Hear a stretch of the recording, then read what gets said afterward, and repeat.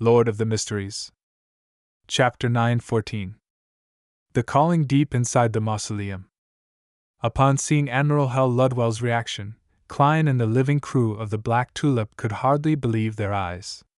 He originally imagined two scenarios. The first was Ludwell requesting help from a numinous episcopate demigod to ambush Gehrman's Sparrow, and the powerhouse backing him. This wasn't impossible since Sequence 7 of the Death Pathway was called Spirit Medium. They also had the ability to sense impending danger. The second was that Admiral Hal hadn't made any preparations. He tried resisting but ended up being easily finished off by Mr. Azek. Klein's plan was to have Mr. Azek deal with the demigod while he hunted Admiral Hal in the first scenario, so as to obtain his second marionette.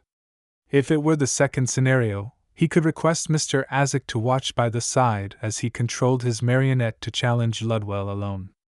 During this process, he would use creeping hunger and hide in the shadows, doing his best to stay behind the scenes so as to digest his marionette potion faster.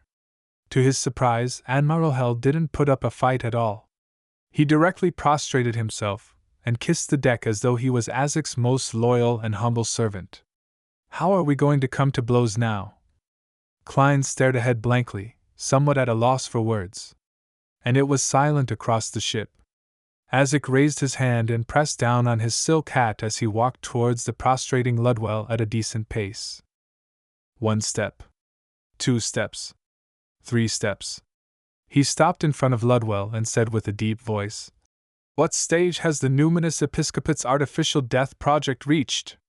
Ludwell kept his forehead peeled to the ground as he hoarsely replied, "Artificial death can already influence high-sequence beyonders who failed their advancements, but it is still unable to reply to prayers and rituals." After the description, he slightly raised his torso and took off the black, square-shaped ring from his right hand. Then, with both hands, he offered it in front of him. Silently, the ring seemed to be dragged by countless spirit bodies as it flew up and landed in Azek's palm.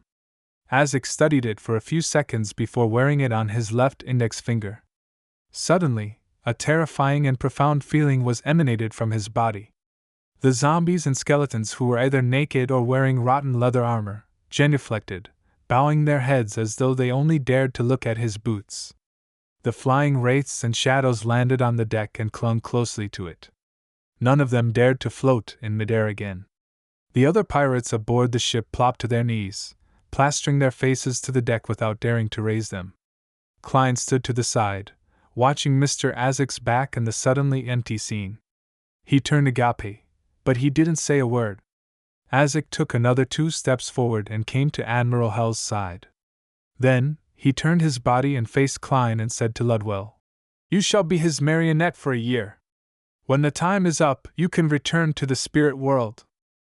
Azek said those words without any inflection, as though he wasn't determining Admiral Hal's life and death or future.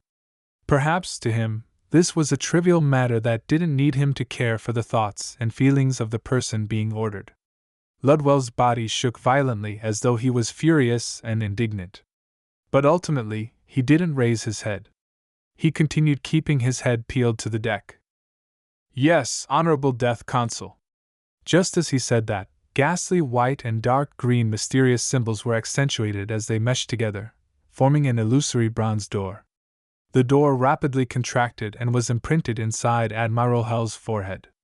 Klein looked in surprise and puzzlement. Only when Mr. Azek nodded at him and pointed to Admiral Hal did he blankly step forward and enter a 10-meter radius. He began controlling Ludwell's spirit body threads.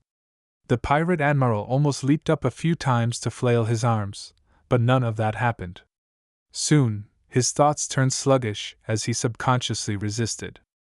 After a while, the silver-masked Admiral Hal Ludwell stood up. Bowing his head, he retreated to Klein's side and stood beside Winter and Zoe. Azek watched the entire process in silence before finally slowly saying, "In the Death Pathway, high-level beyonders have extremely suppressive powers over low-level beyonders. I can tell. Back when I threw your copper whistle, even the Sequence 5 Admiral Hal failed to control his undead creatures."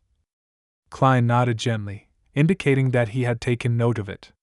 Immediately after that, a zombie which had rotted in several areas rose up. carrying an azure blue cufflink. It came before Klein. It was the Murloc cufflink he had lost. Although it's useless for the current me, I've finally gotten it back. As Klein was lost in poignancy, he reached out to retrieve the item that belonged to him. Then, he saw Mr. Azek walk back and reach out to grab his shoulder. He hurriedly extended his arms to grab onto the shoulders of his marionettes, Enzo and Ludwell. All the colors saturated, brightened, and overlapped. Having entered the spirit world, Klein instinctively asked, "Mr. Azek, where do we go next?" "Berserk Sea," Azek calmly replied. He paused for a moment and then added, "Give me the copper whistle." "All right." Klein made Enzo take out the iron cigar case and retrieve the ancient cigar case. Azek reached out and took it before saying in a deep voice, "My intuition tells me that this ring left by death, together with this copper whistle and myself, should allow us to find the spot in the Berserk Sea where death perished back then," Klein subconsciously said. "My dream tells me that it's very dangerous. Perhaps we should first find the numinous episcopate members who are implementing the artificial death project. We can make decisions after receiving more detailed information from them." Azek fell silent for a few seconds.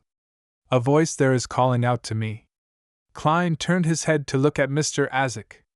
He saw that this man with soft facial features and weathered eyes had his facial contours furrowed. He no longer had that slight curve to his lips. Colors flashed by quickly as Azek brought Klein through the pitch-black storm that enveloped the Berserk Sea. At this moment, the dark square ring and the exquisite ancient brass whistle shimmered slightly, illuminating Azek's face. This death consul who had lived through the fourth epoch closed his eyes as he silently listened to a shout that came from an unknown location. Then, he suddenly clenched his right hand. All the scenery from the nearby spirit world was imploding, turning into a slowly spinning black vortex whose borders couldn't be seen. The vortex suddenly burgeoned, devouring Azek, Klein, and his two marionettes.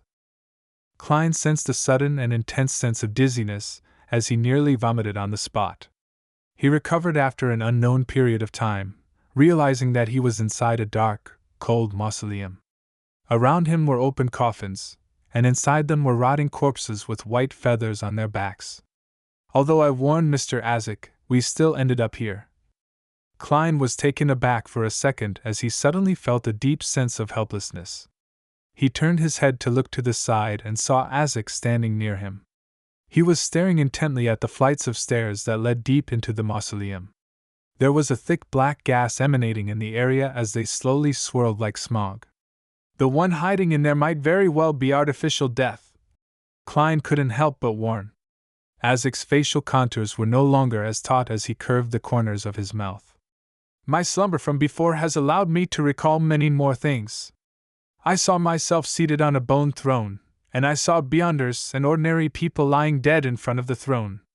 They hadn't done anything wrong, but they died sudden deaths all the same.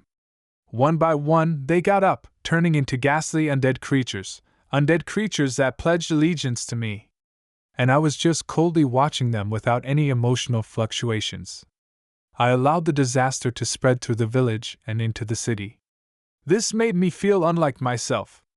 However, I also knew very well that this might be the real me. As Death Consul from the Fourth Epoch's Balam Empire." Klein's lips quivered slightly before he pursed them tightly. Azek rubbed his temples and continued in an unperturbed tone. "I sense myself returning to that past.